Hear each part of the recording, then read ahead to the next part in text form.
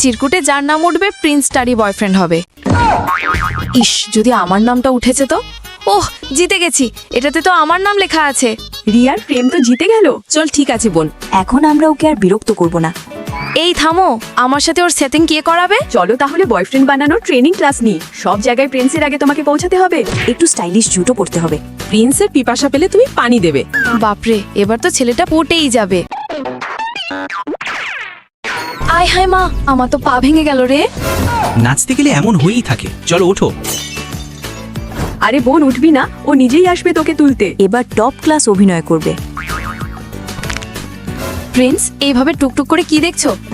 Prince, আমি তো উঠতে পারছি না। মানুষ তোমায় দেখে হাসছে। ওঠো রিয়া, ওঠো। এই লোকগুলোকে না, হায় দাময়, আমাকে সামলাও প্রিন্স। এবার তুই পরের রাউন্ডে যা। প্রিন্স, ও না, আরে এটা তো কোনো মেয়ের ব্রেসলেট। এর মানে